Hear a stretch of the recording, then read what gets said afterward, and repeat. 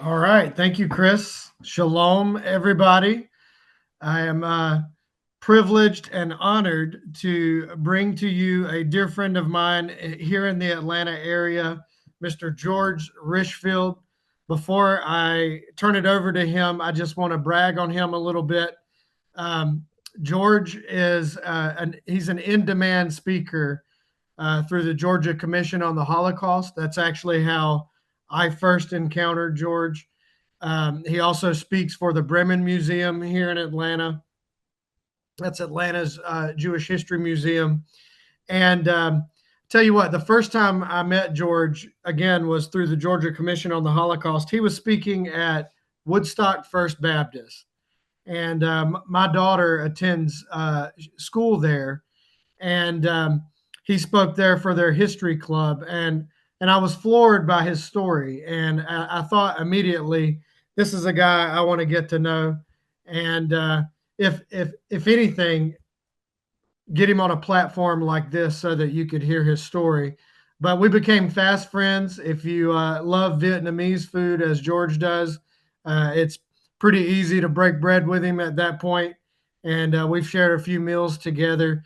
I had the privilege of hearing him give the keynote address for Yom HaShoah, that's Holocaust Remembrance Day, last year at a cemetery here in Atlanta, and he did that before a lot of what we would say. Let's just put it this way: a U.S. senator was there when he gave this keynote address. He has a lot of chutzpah, and he did fantastic. He's going to be at Auburn at the later this month, Auburn University, giving the keynote there. And he was just telling us that he started a forum, the SSA forum. I'm going to let him share more about that as he feels led. But George, I'm going to quit yapping and turn it over to you because I enjoy hearing your story every time you share it because there's a happy ending. And I'll say no more. I want to let you do that again. Thank you very much. Good evening, everybody. Just to finish what Cameron was saying about SSA, it stands for Survivorship Storytelling Alliance.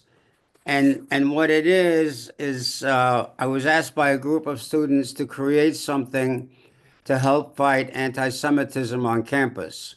So we meet every other week. We're having more and more kids coming every other week.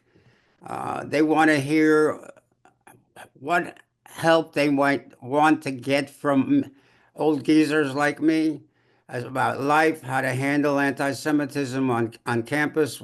We have guest speakers. Our first guest speaker is in 2 weeks. He's a Vietnam veteran that was a Jewish Vietnam veteran, and he's going to talk about how life treated him after the war when he came home and how he coped with that throughout his life. So anyway, that's SSA. So let me start with my story. Okay, my name again is George Rishfeld, and I'm a child Holocaust survivor. So the difference between me and some survivors is that I was too young to fight and too young to be put into a labor camp. So my story basically is in two parts. And the first part is a part that was told to me because I don't remember, I was too young. And then the second part, obviously, is the part that I do remember. So let's first talk about the first part. Hitler bombed Warsaw in 1939, September of 1939. My parents told me that they wrapped me up in a whole bunch of furs and took me to a town called Vilna. Today, it's called Vilnius, and it's in Lithuania. At that particular time, Vilna was part of Poland. Now, why go to Vilna? Well, first of all, my grandparents were in Vilna. My mother grew up in Vilna. She graduated high school there. I had an uncle there, and I had a aunt who just gave birth 10 months prior to a nice young son, and mom had friends there. Now, also, my parents thought they'd be safe because Hitler had not encroached that area yet. Well, when they got there, things were not so bad. But as things went on, things got worse and worse. And in 1941, Hitler started the Warsaw Ghetto. While this is all going on, I was told that my grandparents were taken to a mass grave and shot. So I never got a chance to meet my grandparents. My Aunt Felicia was walking in the street with her 9-month old son, and a Nazi came up to her and put his hands on her where he shouldn't have, and she instinctively slapped him. He pulled out his revolver and put a bullet in the baby's head and a bullet in her head and left them in the street dead. So I never got a chance to meet my aunt or my cousin. My uncle subsequently was taken to Auschwitz and murdered in Auschwitz. While this is all going on, my parents are making a deal or an arrangement, whichever you want to call it, with a righteous Gentile family. Now, for those that don't know the word Gentile, it only means not Jewish. That's all. I hope I don't have to explain to you what righteous means. At any rate, there were literally hundreds of righteous Gentiles that saved Jewish lives. Okay. My family, their name is called Franskevich. Now, who were the Franskeviches? There was a Mr., there was a Mrs., and there was a daughter. Mr. Franskevich was my father's foreman in my father's business. My father was a furrier, and he had a fur factory, and he was my dad's foreman. Mrs. Franskevich was a homemaker, and then there's the daughter by the name of Helinka, or Helen in English, and she was my father's bookkeeper. They loved my parents to death. They would do anything for my parents. So here's a deal that was made. When the time is right, they're going to get me out of the ghetto. Wait till I'm out of diapers, wait till I'm talking, wait till I'm running around, etc. And the time also, when it's right, they're going to take me in and they're going to keep me until one or both of my parents survive. If neither of them survives, they will bring me up as a Christian and adopt me. And my parents agreed. Okay. So now the time is right. I'm told that they took me and threw me over a barbed wire fence into the arms of Helinka. Now, when we get to Q&A, please do not ask me how it felt to go over that fence because I don't remember. Where my story really begins is I'm standing in this room, four-story walk up on the third floor, and there are these strangers around me that I never saw before. And it's Mr. Franskevich, it's Mrs. Franskevich, and it's Helinka. And they are telling me everything is going to be okay. All they're saying is, don't worry, your parents will be soon. And I'm crying. All I'm saying is, I want my mommy, I want my daddy. Where's my mommy? Where's my daddy? They're kissing me on my forehead. They kiss me on my cheeks. They kiss me on my lips. My gums hurt. They press so hard. And they finally put some food in my mouth, and that calmed me down. Okay? So now, I had what if we take all the money on that's on this screen and we multiply it by 10, you can't buy what they gave me. And that's LOVE. They were so kind to me and so attentive that eventually I called Mr. Franskevich Papa and Mrs. Franskevich Mama. And of course, Helinka, I called Helinka. But I don't want you to think that I forgot about my parents because I kept asking about my parents. And they kept saying, don't worry, the bad guys have them now. Now, mind you, they said the bad guys. They never said Nazi to me. Because even if they would have said Nazi, I wouldn't know what a Nazi was. Listen, I was too young. I didn't even know there was a war on. I didn't know what a ghetto was. I didn't know how to read or write yet. All right. But they kept saying the bad guys are going to eventually return your parents. So now we had some, once I was able to intellectualize it, I would say harrowing experiences. But at that time, to be honest with you, that they were adventures. For somebody of my age, they were adventures, and I'll share some of them with you. Helinka would take me out for walks at night to get some air. And we got caught up by a Nazi patrol one night. And a Nazi patrol came up to us And I said, "Where is your mother?" And I answered her. I said, "She's in the ghetto." I didn't know what a ghetto was, but the way the words came out, it sounded like she's lying in the mud somewhere. And he thought I was a big comedian, pinched me on the cheek, and slapped her on the rear end and said, "Keep walking." We got lucky. Now, they would take me to church on Sunday. Now, just raise hands. All of you know about the final solution? Okay, I don't see, just one hand, one head shaking. Okay, a couple of people. All right, well, the final solution was decreed by Hitler to kill as many Jews as possible, especially children, because children, as we all know, are the future.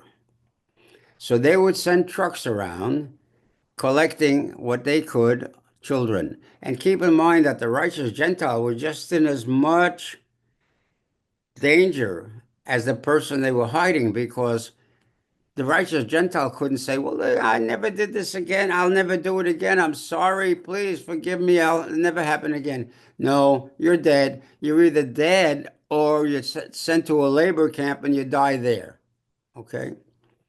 So they were in as much danger. So we're sitting in church one Sunday. Oh, and by the way, if anybody's interested, I can show you on the screen. Let me get it out. Here's my Jewish star, right? And behind it, I have a St. Christopher medal. All right. That St. Christopher medal was put around my neck 80 some odd years ago, and I haven't taken it off because it's been one of the lucky charms that happened to me. So we're sitting in church, and Helinka hears the truck stop outside. I didn't know what was going on. She says to me, grab your stomach, start to cry if you can, start to cry. She picked me up. We walked out. The Nazis walked in, didn't even look at us. You want to talk about luck. One particular day, the three of us are in the apartment, and the truck stops outside the apartment. Now, mind you, if you were a kid in diapers and you were that small, people would put those kids in dresser drawers and cover them with clothing and pray that the Nazi will not lift those clothes or the baby doesn't start to cry. Well, that only worked 50% of the time, because 50% of the time the baby suffocated anyway. I was too big to put under a bed, in a drawer.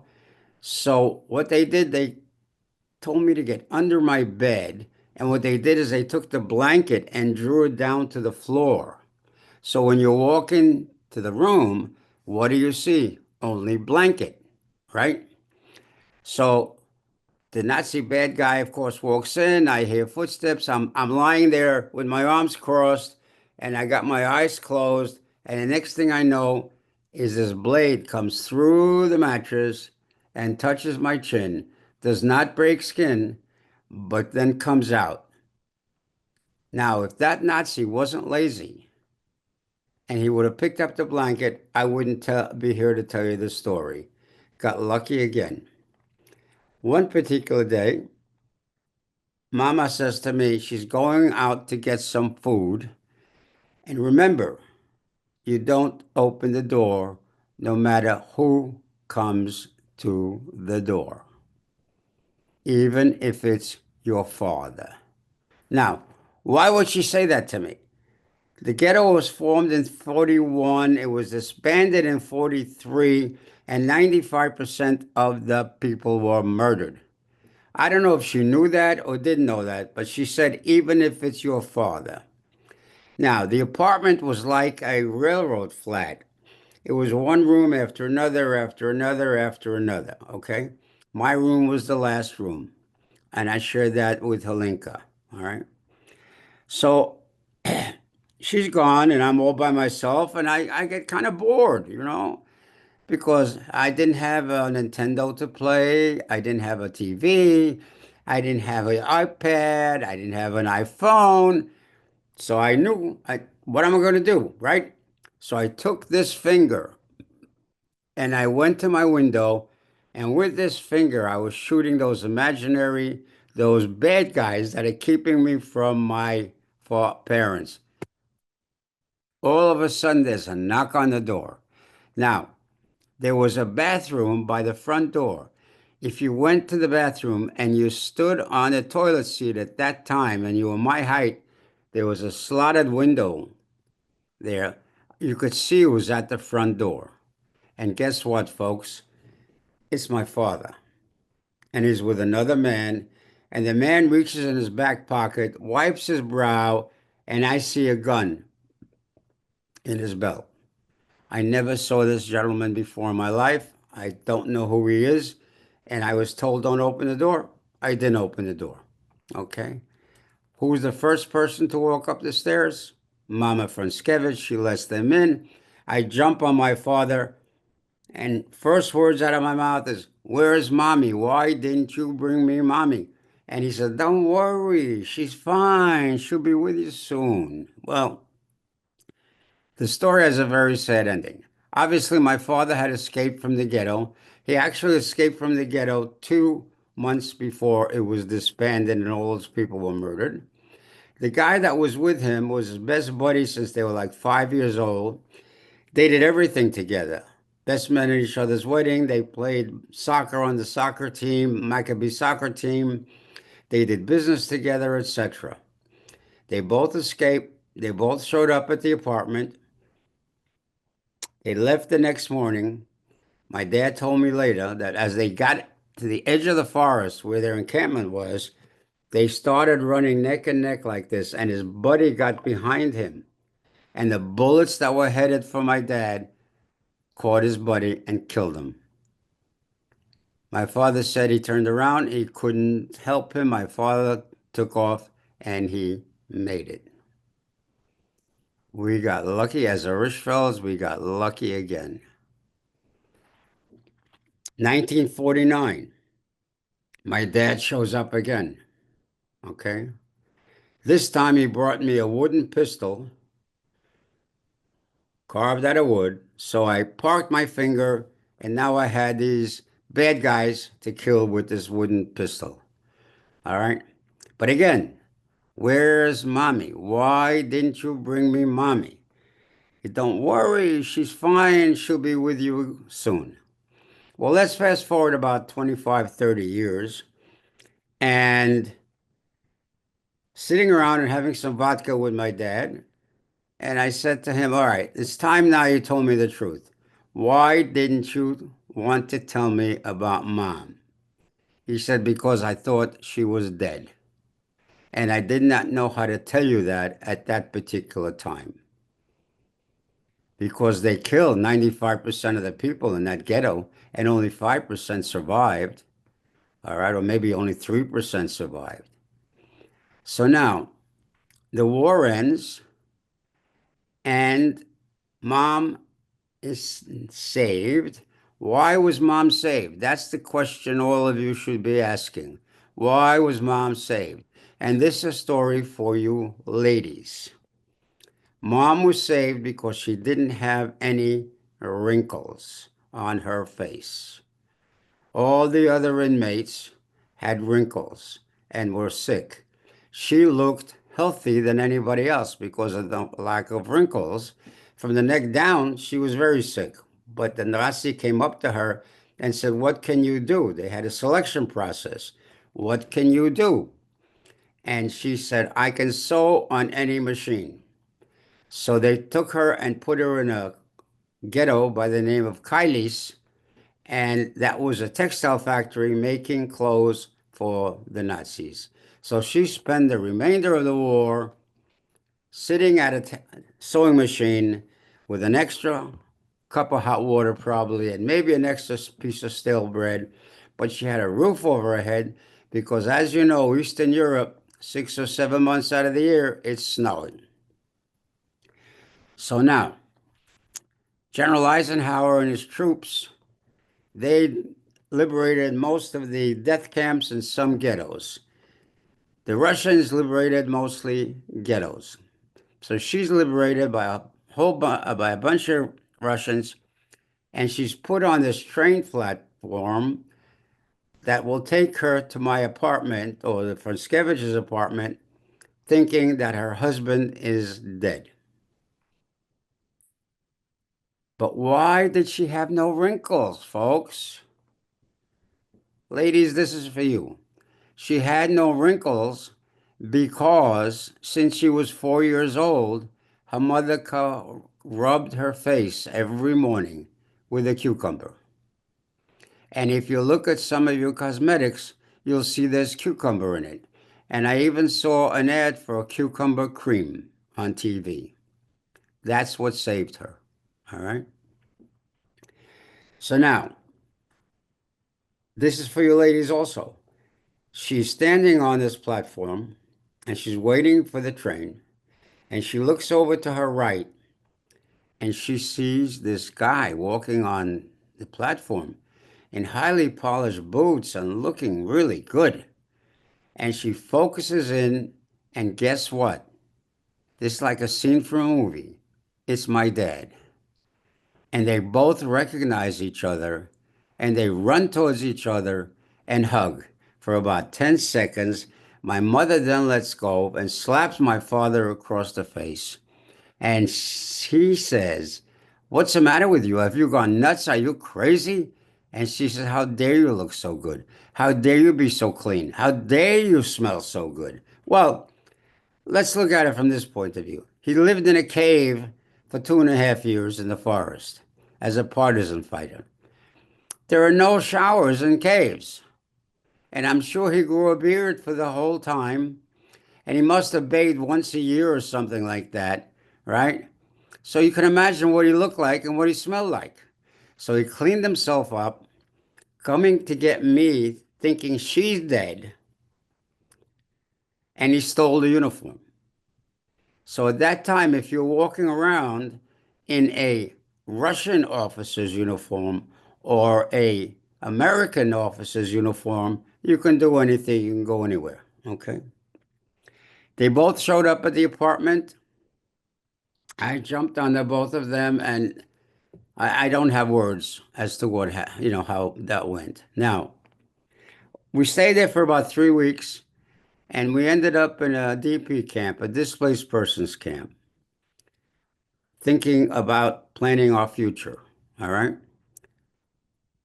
So I was standing in my room with my parents and looking out the window, and I saw a group of kids playing in the distance in a bunch of rubble and rocks and everything with a burnt out tank and a burnt out Jeep and so on. And what are they doing? They're playing soldier. They're going to kill these imaginary Nazis and so on.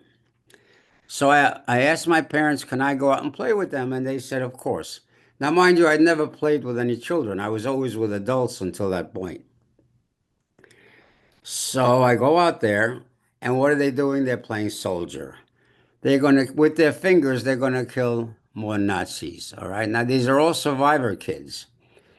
I'm standing next to this one boy, and he picks up what looks like a rock and he throws it, and it blows up, and shrapnel gets him right here, and he dies standing next to me, and I don't get a scratch.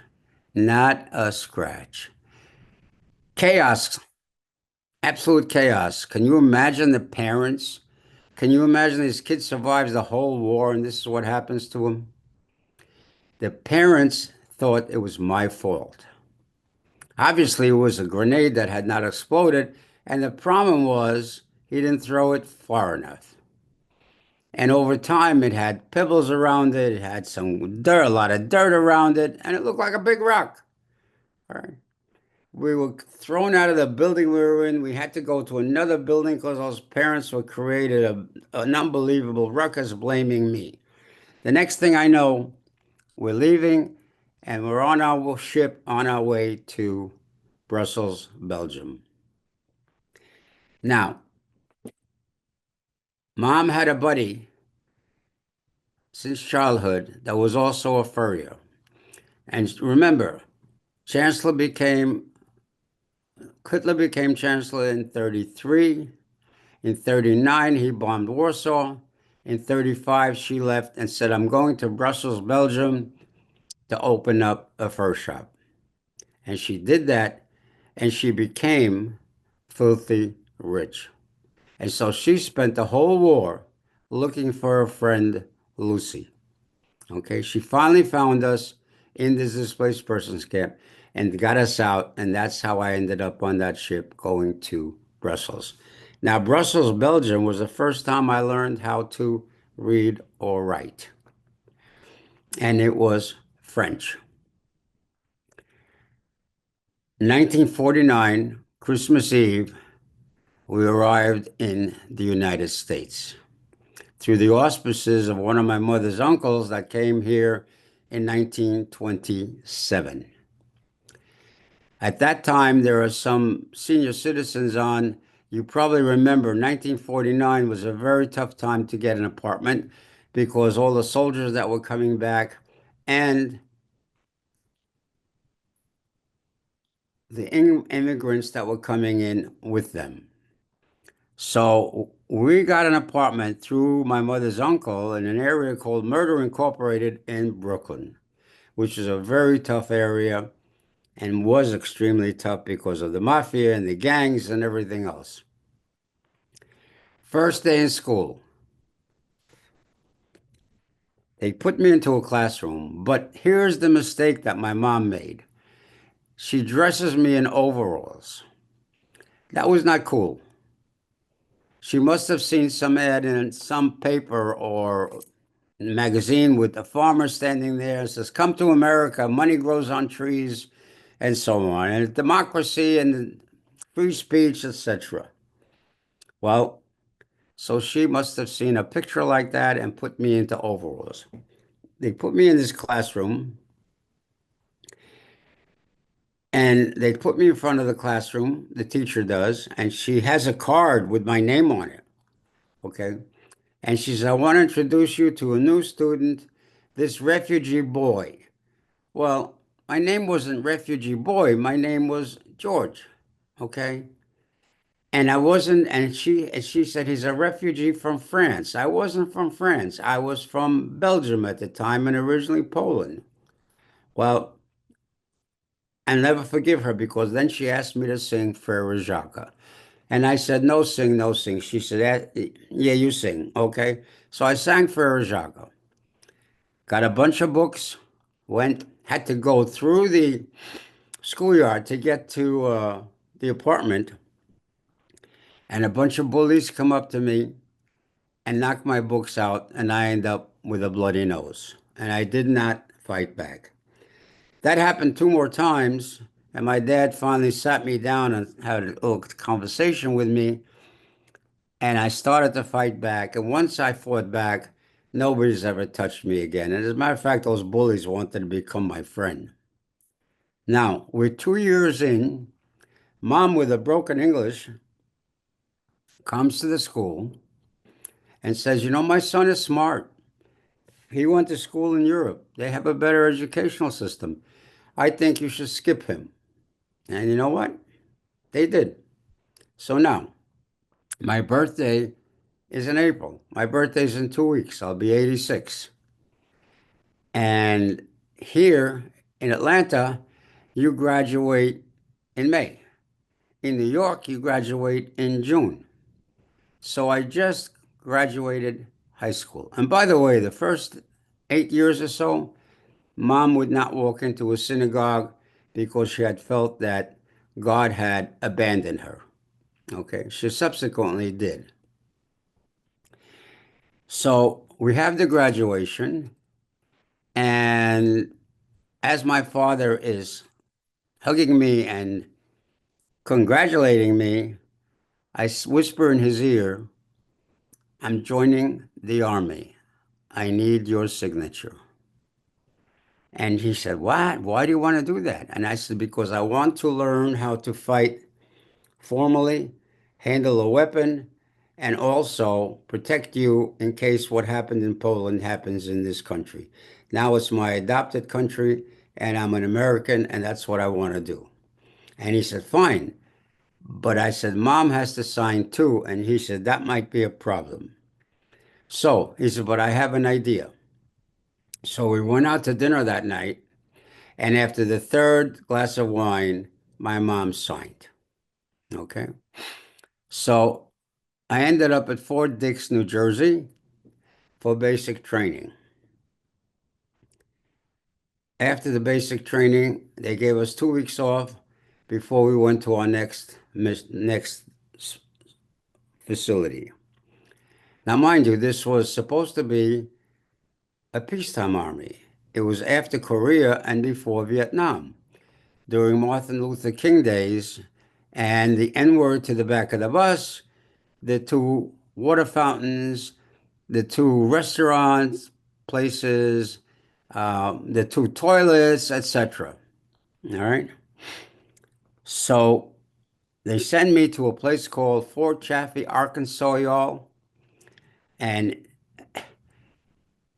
it was no fun at the beginning. All right. So I walk into the commander's office and I give him my papers, and he says, you know, you scored pretty high in basic.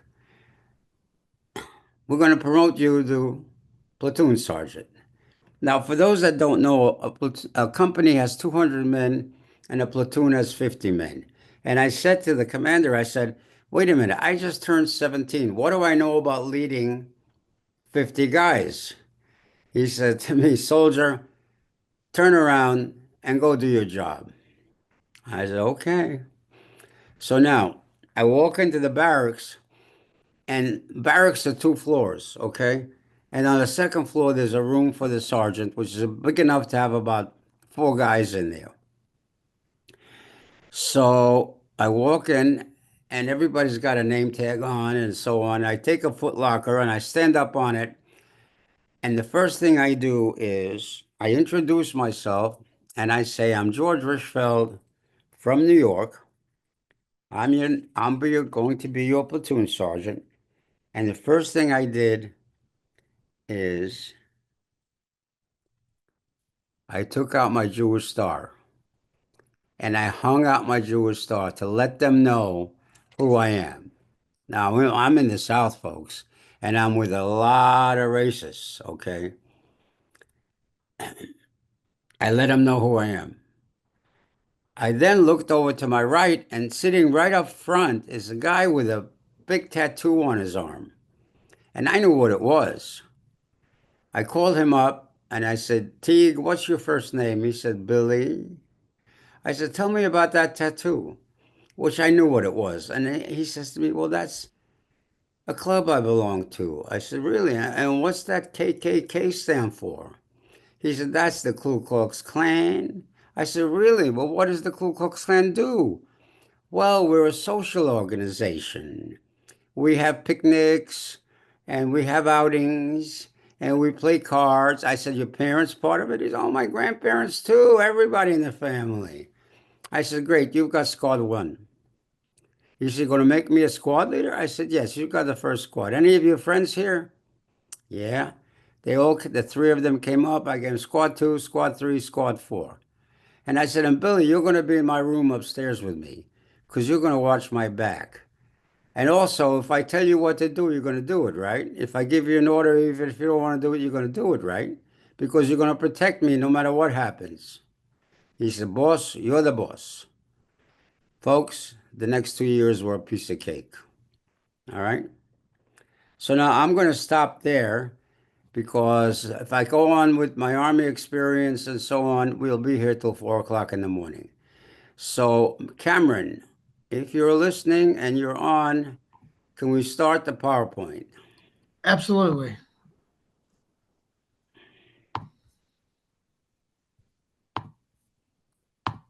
Give me just a second. Okay. Can you see that? I can see that. Can you, the left-hand side, can you just drop it to only one at a time? Okay. That's obviously me. Okay. Next. No, I think you missed one. No? Okay. Well, normally you have to understand that normally I speak to kids in schools and so on, especially the lower grades. Some of them don't even know there's ocean between us.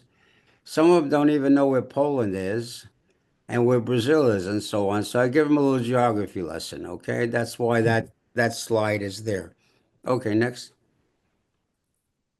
Okay. Poland had the largest Jewish population, and those numbers represent how many Jewish folks were in each country. All right, next. Okay, you see, Warsaw is right in the middle of Poland. You see where Vilna is. Now, the line was drawn under the name, and all that territory above the name was turned into Lithuanian territory, and they changed the name from Vilna to Vilnius. Okay, all right, next. This represents some of the ghettos. If the truth were known, there are over 4,000 ghettos. Okay, next. They marched into my city the 28th and 30th of September, and they bombed the heck out of it. And they always like to show off their uniforms and their polished boots. Okay, next. Now, this is Rodnicki Street, which is the main gate to the ghetto from 41 to 43. Okay, next. Now, on the left-hand side, they're standing around, probably just vetting some people. On the right-hand side was the main courtyard, and you can see at the bottom left, you can see there are some dead bodies there, and the snow on the ground, and the people standing around figuring what to do with those bodies because there was no room anywhere to put them. Next. All right. They're now walking through my city, examining the devastation that they created. Okay. Yeah. All right, now this is a group of kids that are scrounging for food. Look at the devastation in their faces, and I guarantee you that 4 out of 5 of those kids never made it. Thank God I'm not in that picture. All right, next. Now, this is a partisan group, and it was headed by a guy by the name of Abba Kovner. He's the one that, of the three that are kneeling, he's the one in the middle. And the woman behind him is a lady that he ended up marrying. They ended up being in Israel, and his motto was, "We will not go like sheep to the slaughter." And they were one of the first resistance organizations established in Nazi ghettos during World War II. Next. Now, this picture, I don't think needs any explanation for any human being. But my comment about it is that just think and look at those people.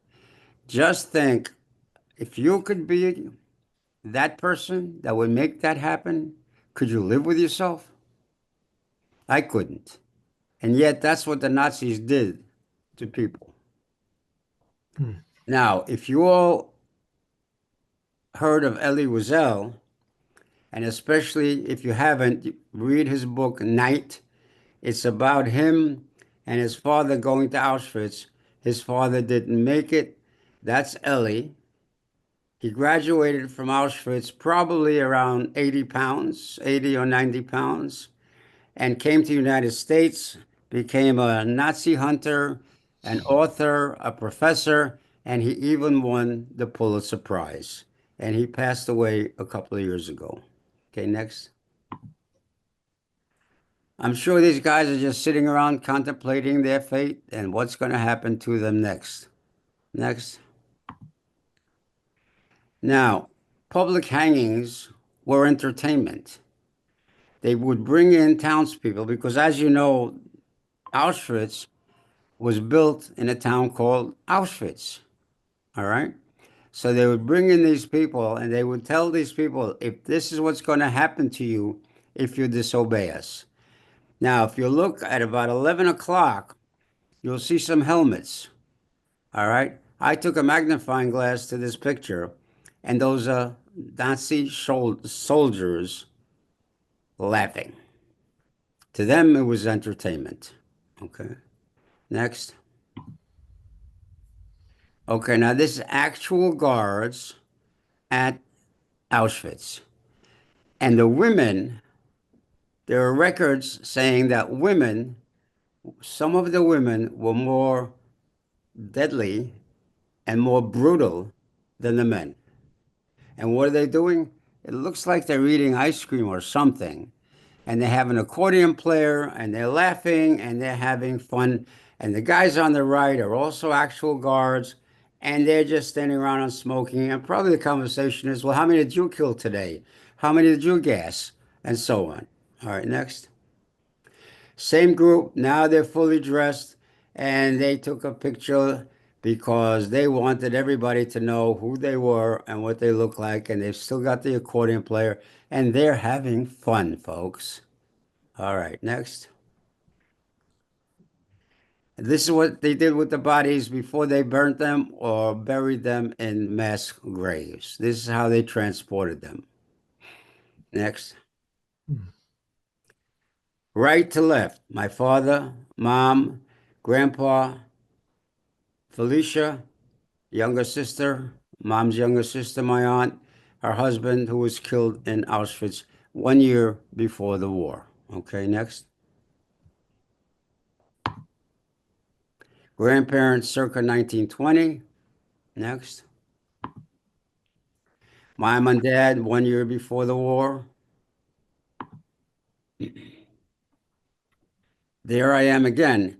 Now, that black dot is where I was born, which is the center of Warsaw. If you take a big circle around and make a big circle, oh, I can use this. Wow. If you make a big circle around it, it's what became the Warsaw Ghetto. Over 400,000 people were murdered in a 30-day period. And then they flattened the area. And if I went back there, I could not find my street because they redid the topography is all different. All right, next. Mom is in the background, Felicia is in the foreground, and this is just as the Vilna ghetto was formed. Okay, next. There's my hero. There's Helinka, Poland, 1944, 1 year before the end of the war. And there's my St. Christopher medal. Now, next. All right, now I'm cool. Mom is already looking good. Every furry's wife has to have furs around her. I'm dressed the way kids would be dressed at that particular era. In Belgium, the house on the right, the apartment was above that garage. Okay, next. Mom and dad, 1 year before we came to the United States. Now, we came over on the SS Gripsholm. The SS Gripsholm was the luxury liner before the war, a troop ship during the war, and a luxury liner after the war. Now, we encountered maybe, I think, at least two vicious storms where the waves were like 40 feet high. Dad and I, we had a ball. Mom was throwing up in the cabin the whole time. But that was the only time we got her up on deck to take that picture. Now, let's take a look at what I'm wearing. A tie, a sweater, a sport jacket. That was play clothes, folks, at that particular time, as opposed to what kids wear today to play in. Uh, All right, next. Okay, if there are any horse people out there, I would love to talk to them because I've been riding horses for over 50 years. So, all right, next. My honey of 54 years. She's an artist. Okay, next. Okay, my pointer is working. Stacy, oldest daughter. Robin, youngest daughter. Oldest grandchild. Next grandchild. In order, next grandchild. No, Oh, no, no, don't go yet. Okay, grandchild, all girls, one grandson. This one has been in movies, and you can get her on Netflix in a movie called On a Wing and a Prayer with Dennis Quaid. And the son-in-laws, they don't count. Next. Okay, now you can all read this, I'm sure. So I think it's the responsibility of every adult to get the story out to the world at large, especially to our younger generation. My adopted Gentile family installed many good things in me in my formative years, and I thank them for helping me become the man that I am today. So you've heard my story, and perhaps you might ask, what is the message? An ancient rabbi talking about the work of healing the world said, "You are not required to complete the work, but neither at you at liberty to abstain from it." I would say it this way: hear the story, tell the story, do what you can when you can to help our children and their children to know the story, and remember for their own sake that even in the face of evil and death, choose life that you may live. hmm, amen. Folks, I don't know how to get into this, but I'm going to. For the last 80 years, I've called this great country my home. Although I have occasionally encountered anti Semitism, these isolated incidences never succeeded in destroying my spirit. Guys, I'm now scared. On October 7th, 2023, Hamas terrorists waged the deadliest attack on Jews since the Holocaust, slaughtering babies, raping women, burning whole families alive. They murdered more than 1,200 Israelis and took 240 civilian hostages. Since this attack on Israel, the hatred toward Jews that I have seen in the U.S. terrifies me. Jews worldwide, including in the U.S., are fearful for our future. We are now facing the worst rise in the level of anti Semitism globally since the Holocaust, and is a threat going unchecked in too many places. The recent surges in anti Semitic behavior has affected our Jewish citizenry dramatically, threatening their security and changing their feeling about their future in this country. 90% of Jewish adults and 71% of others agree that anti Semitism was a very serious problem. 65% of American Jews say their future status of living in the U.S. is much less secure than 1 year ago. 40% have changed their behavior to avoid wearing Jewish articles of clothing, avoid certain places, and avoid posting anything online that would identify them as Jewish. Remember, freedom of religion is of paramount importance to our democracy. The fact that currently half of all the Jewish Americans are genuinely afraid should be unacceptable to everyone. This wave of violence is a result of the dangerous political ideology that targets Jews and anyone who does not fit and their own version of white only. Anti Semitism is not only a threat to Jews, but it is a challenge to core democratic values and a threat to everybody. Hate is a threat to everybody, whether you're Muslim and whether you're Christian or whether you're Japanese, or it doesn't matter. We must confront this hatred, embrace our differences, and bring people together. We must be dedicated to building bridges and fostering dialogue in our polarized world. We cannot simply dismiss these recent events as a series of inconsequential incidents and blindly trust that a new Holocaust could never happen again. Every display of hate must be taken seriously lest it grow into something powerful and deadly as it did over 100 years ago when a young Adolf Hitler, just out of the First World War, created the ultimate goal, must definitely be the removal of Jews altogether. And then he became Germany's chancellor. We must assure that never again is not an empty slogan or merely an aspiration, but instead it is a call to action. We must dedicate ourselves to the effort necessary to slough out flare-ups of hatred wherever they happen before they explode into firestorms. Remember what Thomas Jefferson said: an educated citizenry is a vital requisite for our survival as a free people.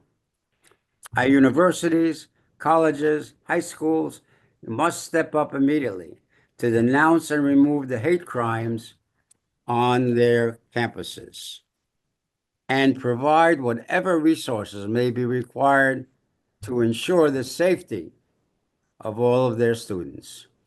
They must acknowledge their recent failures, punish those that acted in violence of accepted and documented protocols, and take the necessary steps to prevent a repeat. We must review and accept the need for Holocaust education and understand that Holocaust distortion is a real issue. We must strengthen the presence of Jewish studies to address increased general awareness, anti-Semitism, and dangers of all anti-Semitic behavior. We must revise our curriculum at all levels and increase the effort to teach media literacy.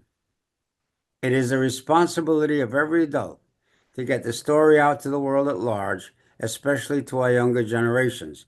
We need colleges, universities, high school to unequivocally denounce the hate speech and actions directed at Jews.